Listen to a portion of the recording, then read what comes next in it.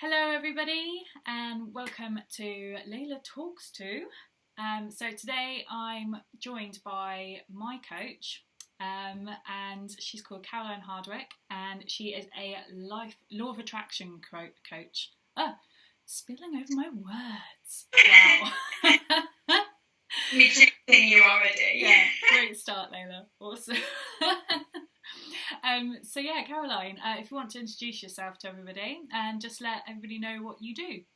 Yes, well, I'm Caroline, obviously, as you know, and I'm a Law of Attraction life coach specialising in neuro-linguistic programming, theories of kind of quantum physics, positive psychology, and the general sort of life coaching aspect of the life coaching.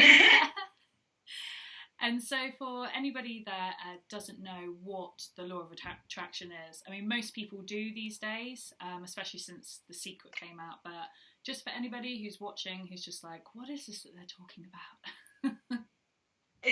The Law of Attraction, a lot of things are kind of like it and a lot of things meshing, just like positive psychology, NLP, it all has its threads that are quite the same.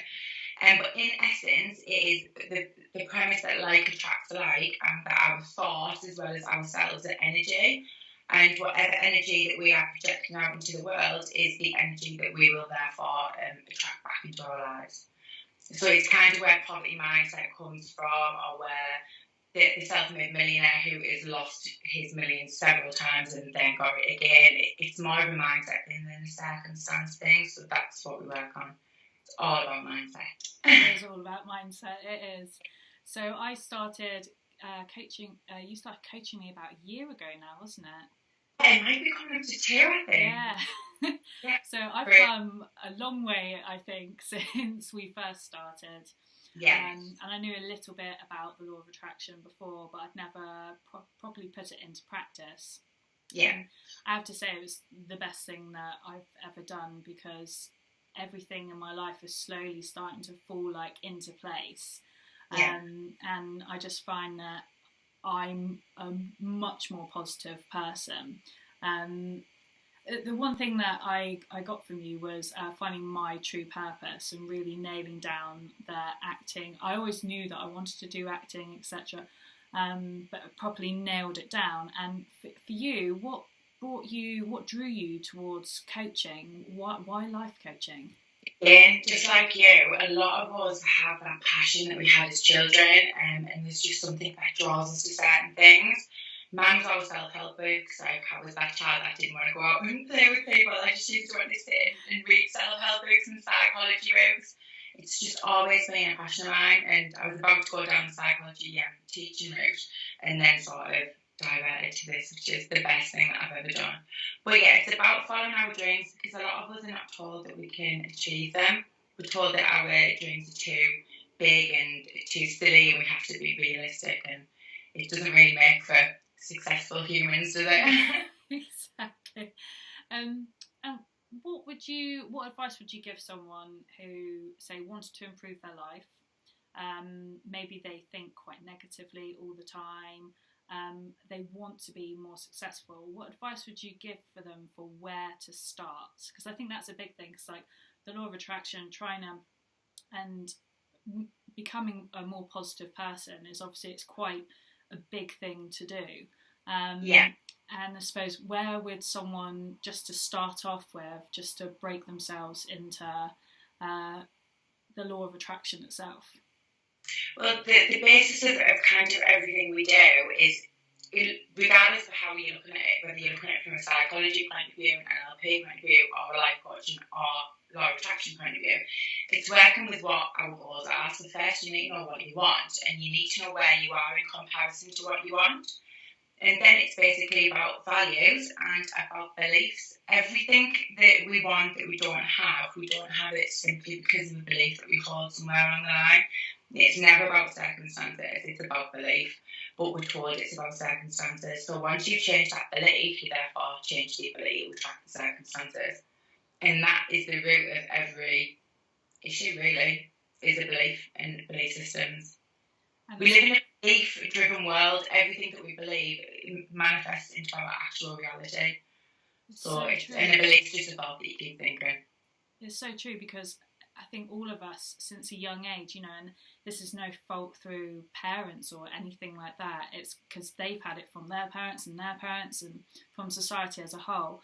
I suppose we all have these like set beliefs that are like, they're ingrained into our mind, and I find it really strange, because sometimes to think in like a negative way is easier than thinking in a positive way. Like, you actually have to, I've found that I've actually had to like really not force myself, but really have a word with myself.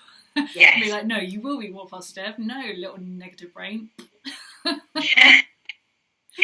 Yes, and that's how we were taught, and it wasn't, obviously, like I said, it wasn't our parents, or they were just kind of socialised just the same as we were, but the culture that we live in is a very kind of negative mindset. The soaps that we watch are negative in nature and catastrophic in what's happening, and then there's the adverts and stuff, so it's natural to think like that, and you hear everyone having conversations, making each other, the first thing you talk about is you're never going to guess what's happened.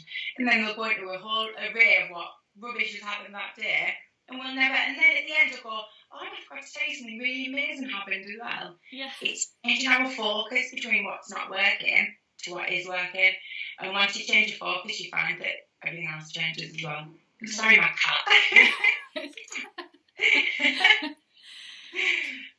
Because I remember a conversation that we were having, and I was telling you, this film had got into a festival, etc. But before that, I'd had about 5 minutes of just telling you everything that had gone wrong, and you were like, why didn't you just start with like the good thing? Yeah, and then we feel like we have to justify ourselves, don't we? When you've done something really good, you've got to like downplay it a little bit and say how you've messed up first before you dare say you've done something well. It's just how we're conditioned. We're just not conditioned to big ourselves up, to love ourselves, to celebrate our success, I don't think.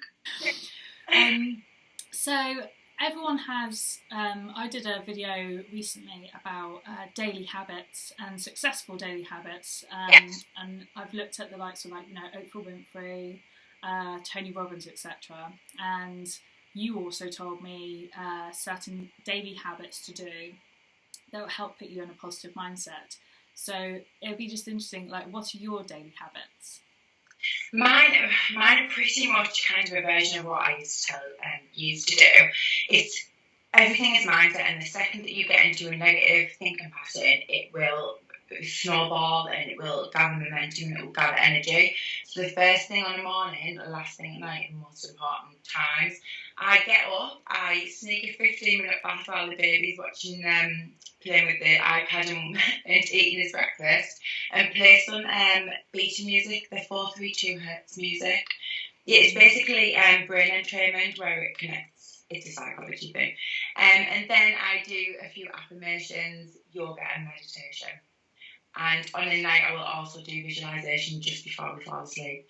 Getting habits and programs is the most important thing to do. Everything in our subconscious is built on habits and forming programs. The second it becomes a habit, it's really easy. It's just having to force yourself at the initial start.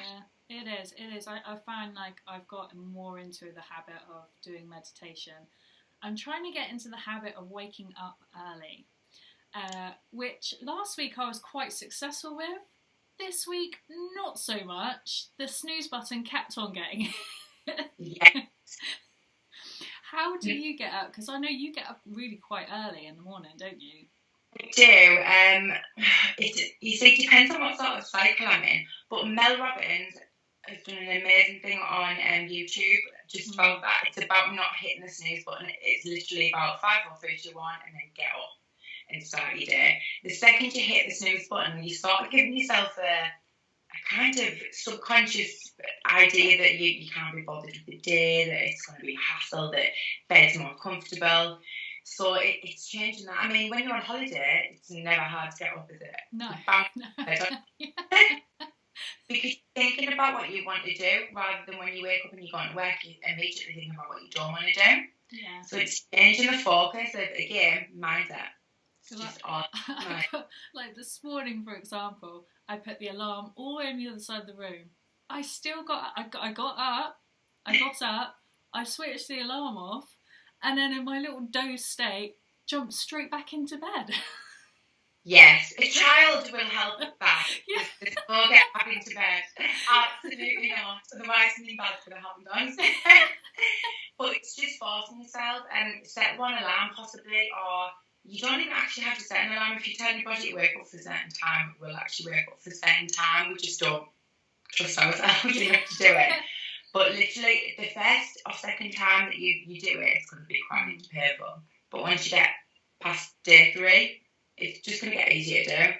In the mornings are just such more kind of productive times for us, where we can get a lot more done. Yeah, exactly. Mornings are my kind of plus leverage points. And I suppose it's nice if, like, especially if you're like, you've got work during the day, you're also trying to build like your career, and you have like, say, a partner and kids at home. You don't want to be doing that all in the evening. Like, you kind of want to have that for like family time, a bit of downtime. So the morning gives you the prime opportunity to be able to nail all the stuff that you want to do that you don't have time throughout the rest of the day. Sure it does, and it's amazing what you can get done in an hour without a partner or a child around. Yeah. All sorts done. Half of the day's housework done already. So yeah, a new program. I've definitely seen you as my mentor and my coach.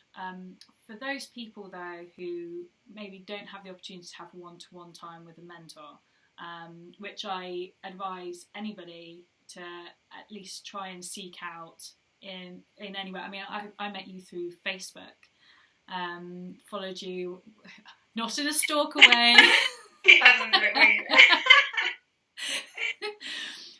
But if someone can't find one-to-one time with a mentor, there's obviously loads of people out there who put everything that they do online for people. Who would you suggest? Who's your number one person you would suggest following and watching? See, I thought you might ask me this, and for me, I do use YouTube, but I'm much more of a kind of a book person. So what I would always recommend is basically getting a How to Life Coach yourself, because that will set everything out really quite easily, and that is the best place to start. It's identifying goals, beliefs and values, and everything kind of flows from there. Once you know what they are, you're home free. Life coaching is what ties all of the psychology, the law of attraction, and NLP kind of ties it together. So yeah, there's loads of books you can get. How to Life Coach Yourself in 7 days. Apart from that, Deepak Chopra, Tony Robbins. Yeah, once you Google one, or YouTube one, I love Abraham Hicks, but it's not for everybody due to the channeling aspect. But I do enjoy them. If anyone hasn't heard of Esther Hicks and Abraham Hicks, go check it out on YouTube. It's Eye is amazing as well. But I think with any of this, you've got to go in with like an open mind. Just always go in with an open mind. But reading is a good one.